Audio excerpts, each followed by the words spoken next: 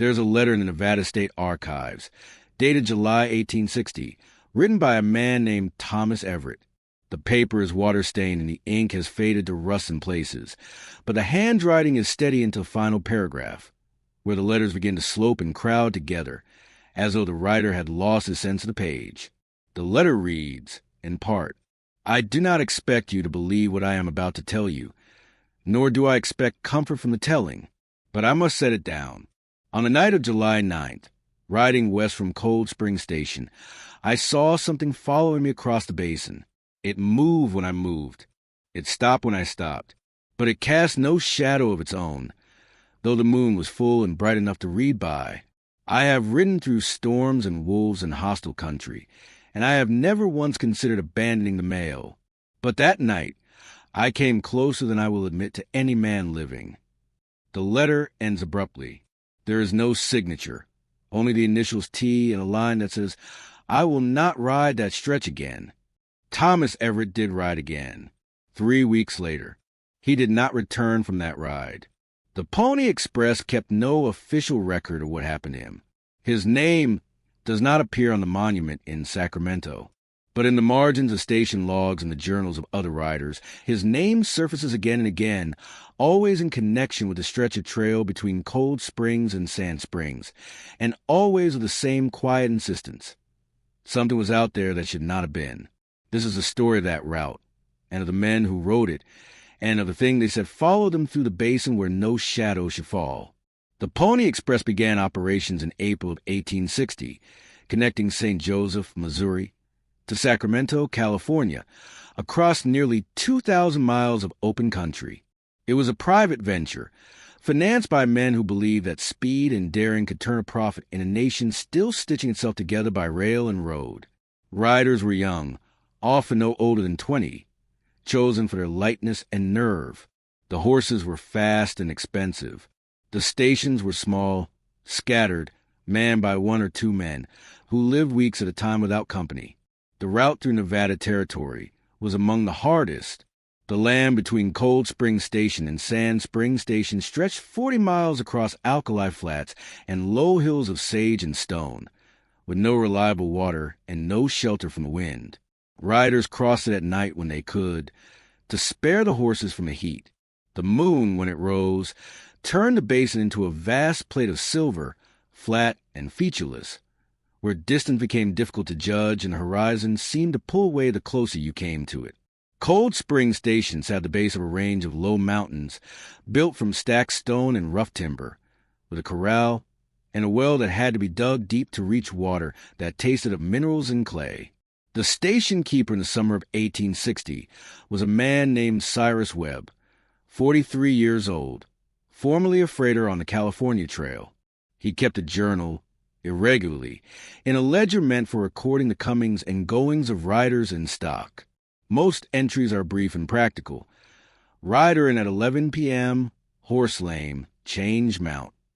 But beginning in late June, the entries grow longer, more personal, less certain. On June 24th, Webb wrote, "Rider came in after midnight, would not speak of the ride. Took his meal standing by the door, watching the trail. When I asked if he had seen anything, he said only that the basin was not empty. I did not press him." On June 27th, another rider, same trouble, would not stay the night. Changed horse and rode on, though I could see he was tired. He said he preferred to reach Sand Springs before the moon rose fully. I told him the moon was already up. He did not answer. On July 2nd, I rode out myself this morning to check the spring 2 miles west. The ground around it was disturbed, not by animals. The prints, if they were prints, were too regular, too long. They followed the trail for a 1/4 mile, and then vanished where the hard pan begins.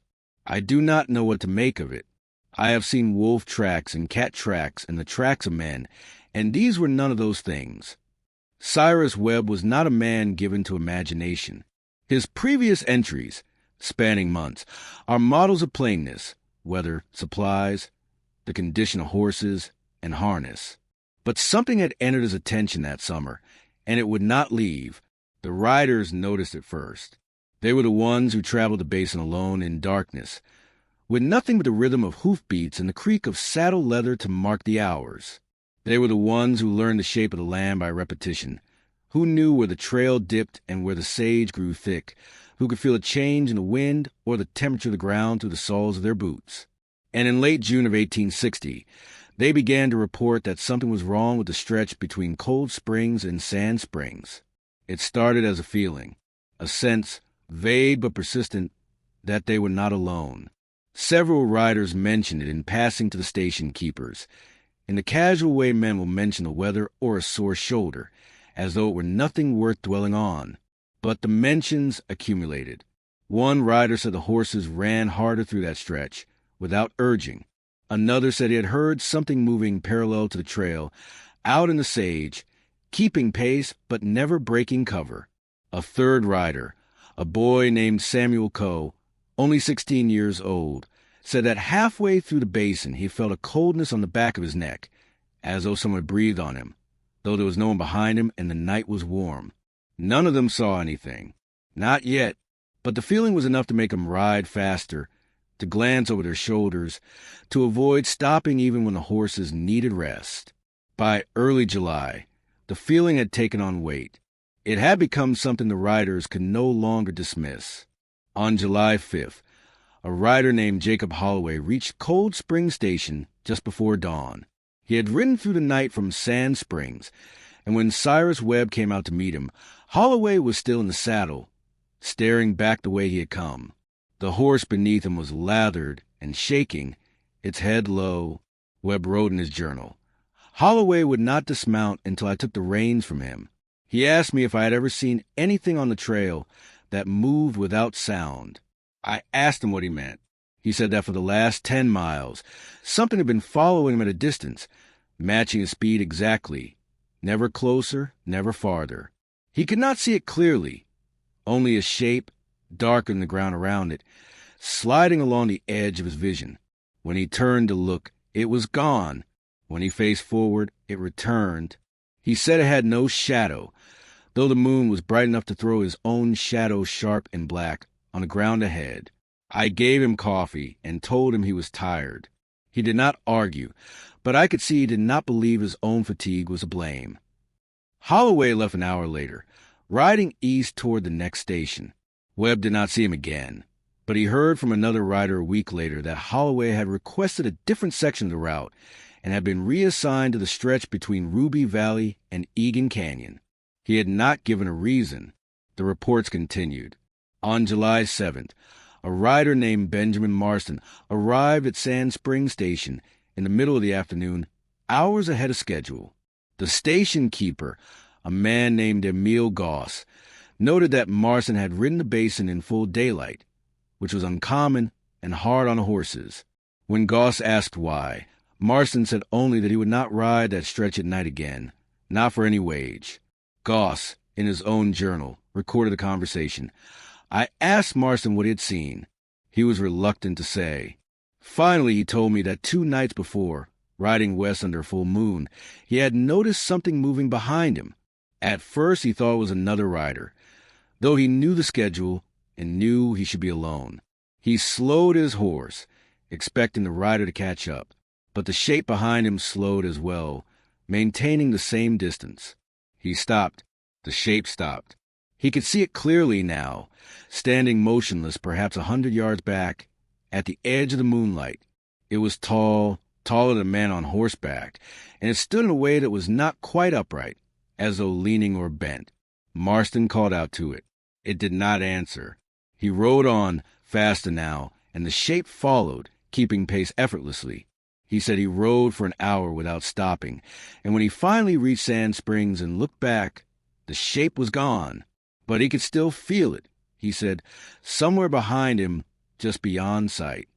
Emil Goss was older than most of the men on the route, nearly 50, and he had spent years in the territories before the Pony Express began. He had seen men lose their nerve for a dozen reasons, some good, some poor.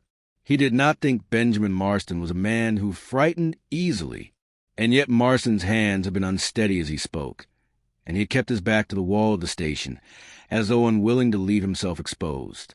Goss rode out the next day to see the trail for himself. He took a rifle and a full canteen and followed the route west toward Cold Springs. The basin was quiet, the air still and heavy with heat. He saw nothing unusual.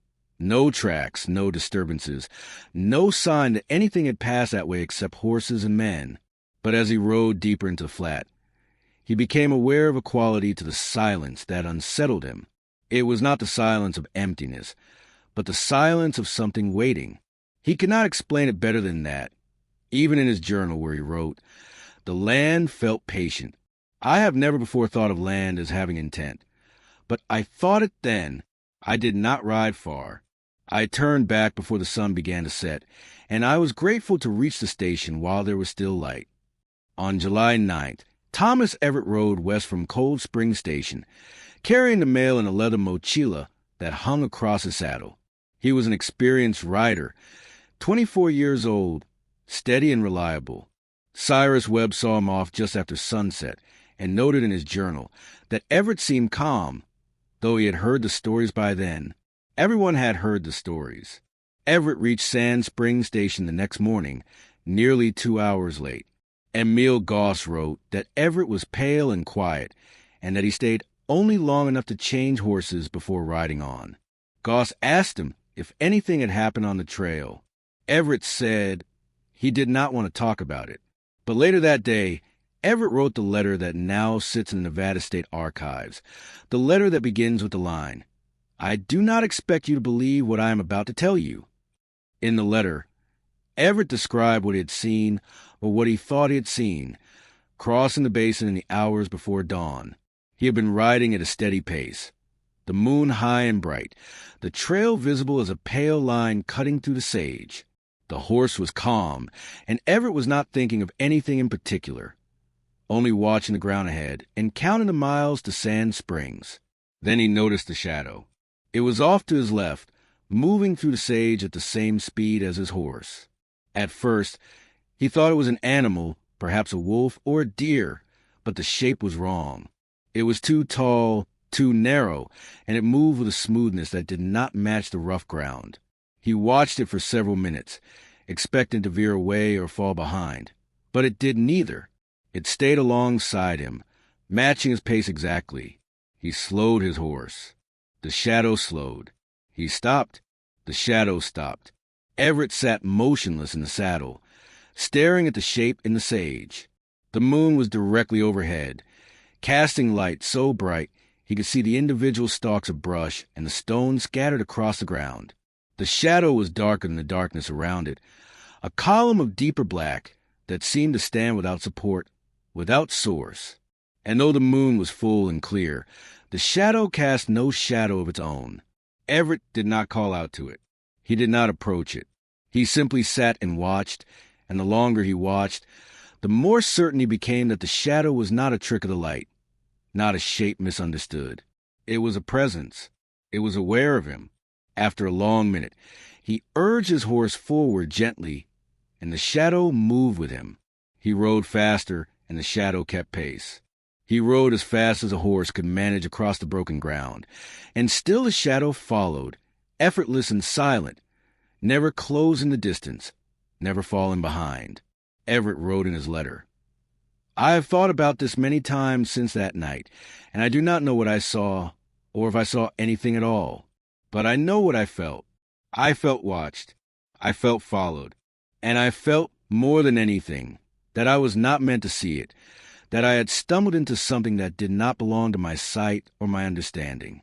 The fear I felt was not the fear of a man confronting danger, but the fear of a man realizing he is small, and that the world is larger and stranger than he believed."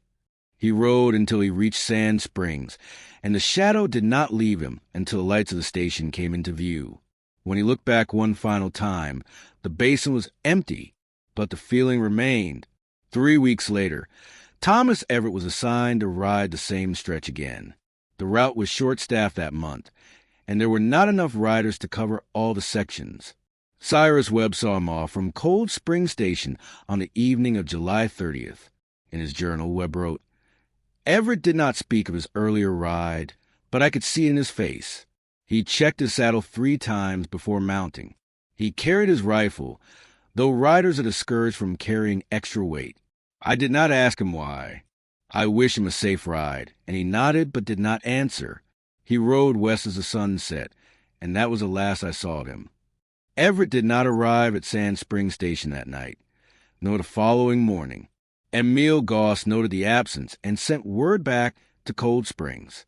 A search party was organized for men on horseback who rode the trail slowly, looking for signs of trouble.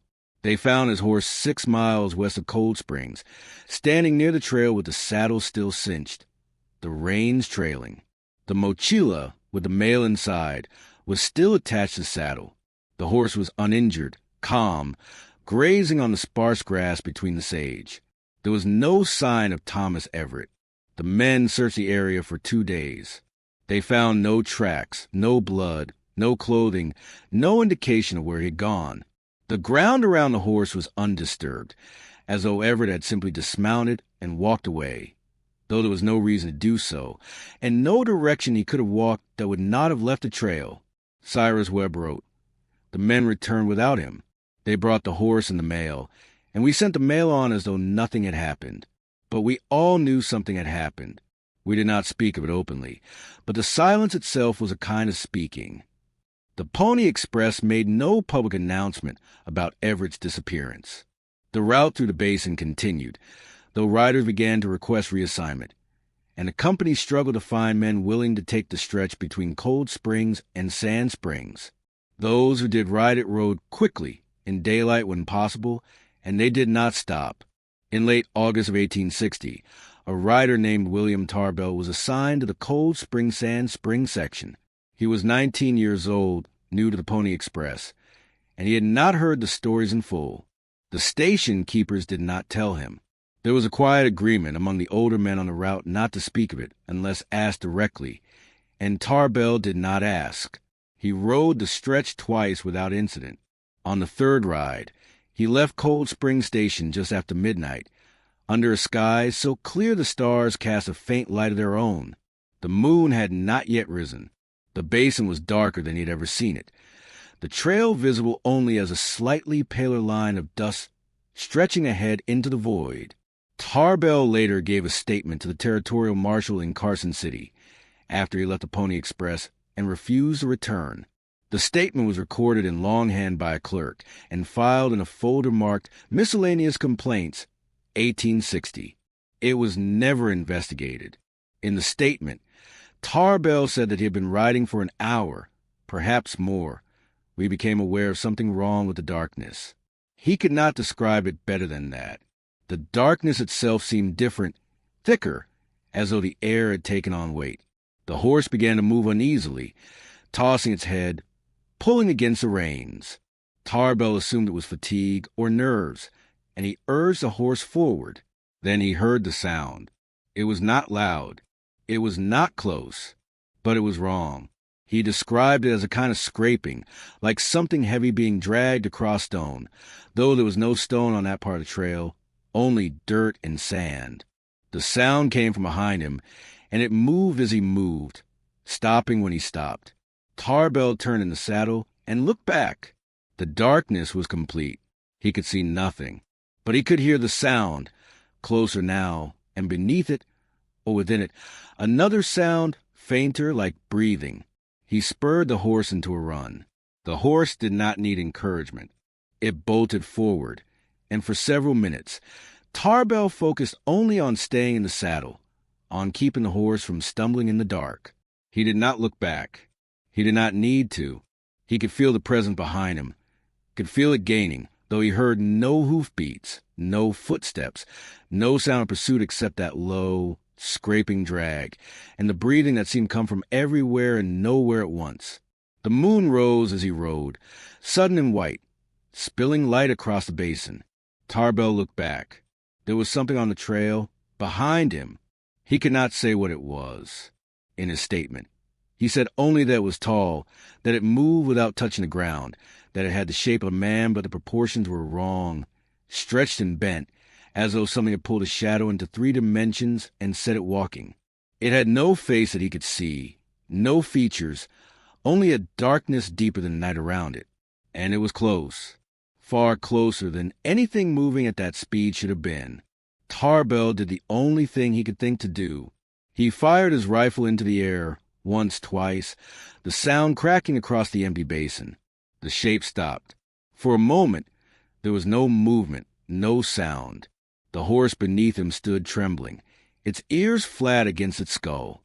Tarbell held the rifle ready, though he did not believe it would matter.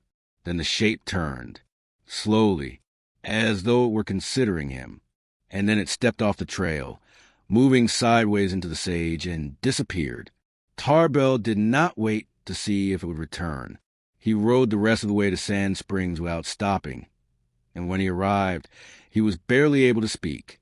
Emil Goss gave him water and a place to sit, and Tarbell told him everything. Goss wrote in his journal, "I believed him. I do not know why, but I did." He was not a boy given to stories. He was pale and shaking, and his horse was nearly ruined. I told him to rest, and that I would report it. He said there was nothing to report because no one would believe it, and he was right. William Tarbell left the Pony Express 2 days later. He traveled to Carson City and gave a statement to the marshal, who filed it and forgot it. Tarbell moved to California and never returned to Nevada Territory.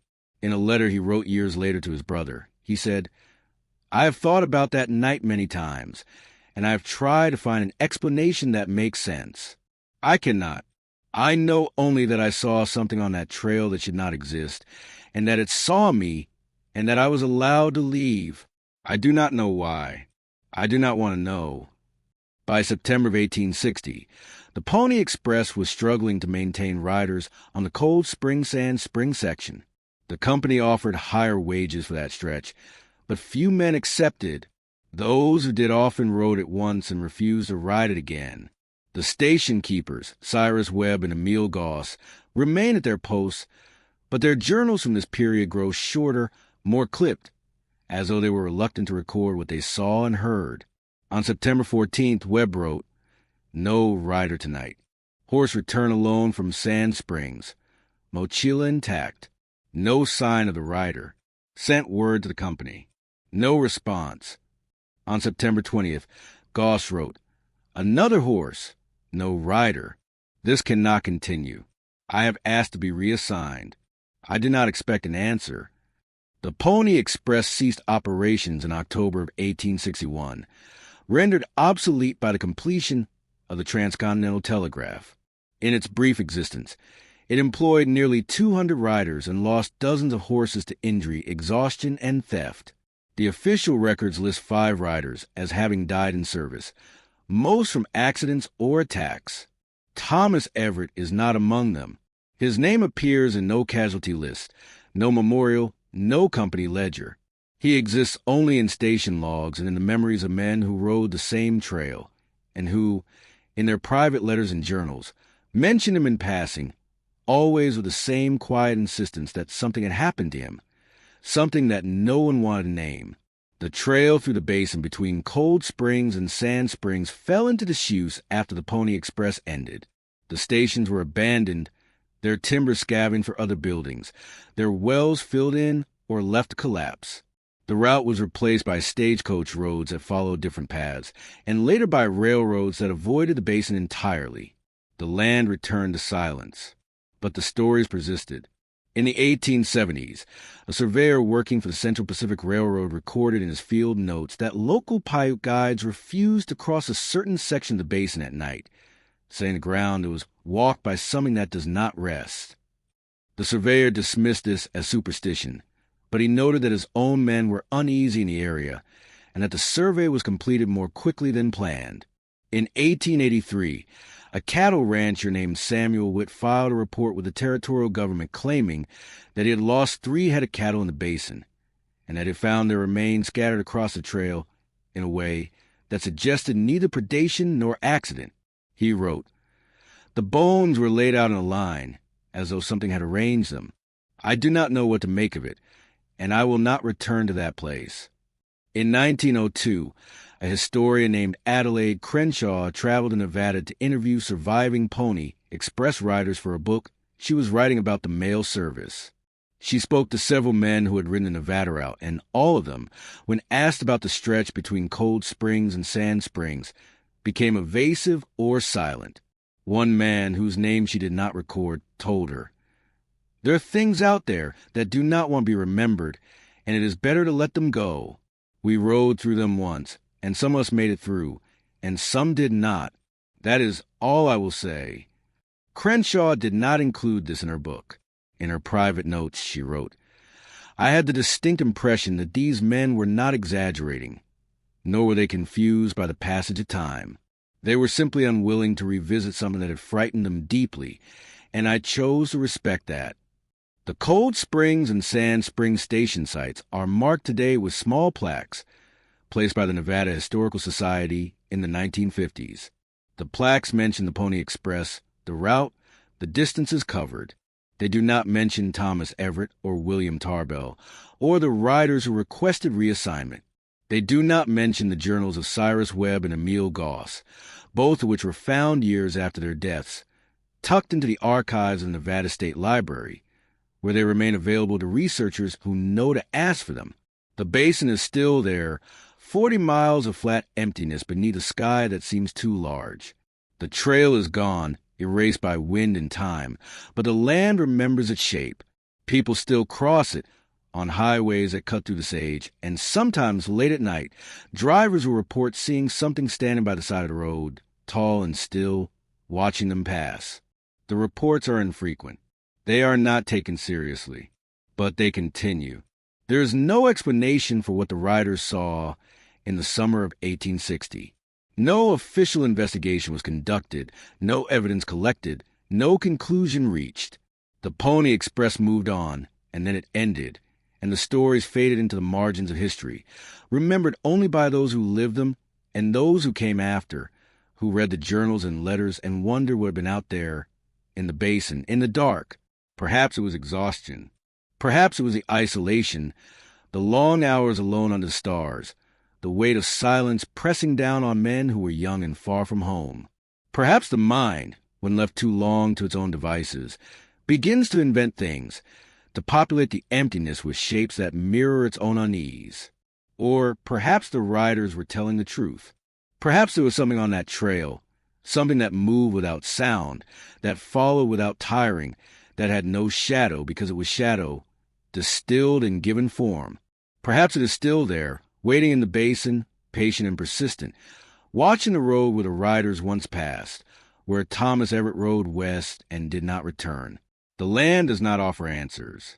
It only offers itself, wide and quiet and indifferent, and the stories we carry away from it, stories that linger long after the trail has vanished and the stations have crumbled and the men who rode to the dark have gone to their graves. In the Nevada State Archives, the letter from Thomas Everett sits in a folder marked Unclaimed Correspondence, 1860. The paper is brittle now. The ink faded almost illegibility. But the words are still there, pressed into the page by a hand that was steady at the beginning and uncertain at the end. I do not expect you to believe what I am about to tell you. He was right. Most people do not believe it. But the riders who came after him, who crossed the same basin under the same moon, who felt the same coldness on the back of their necks and heard the same scraping sound in the darkness behind them, they believed it, and they rode faster because of it. The basin is empty now, or it appears to be. The sage grows thick in the places where the trail once ran. The wind moves through it, steady and low, carrying dust and the faint scent of alkali. At night, when the moon rises and the land turns silver, the basin looks the way it did in 1860, unchanged and unchanging, a place where distance and darkness meet and blur. And somewhere out there, in the space between what is seen and what is felt, something waits. It has always waited. It will always wait. And if you ride through that place alone in the hours before dawn, you may feel it too. The presence at your back, the shadow that never falls behind, the certainty that you are not alone and that you never were. The riders knew this. They knew it in their bones, in the way their horses ran harder without urging, in the way they could not bring themselves to look back, even when every instinct told them something was there. They knew and they rode on because that was what they had agreed to do. They carried the mail, no matter what followed them through the dark, and some of them made it through, and some of them did not.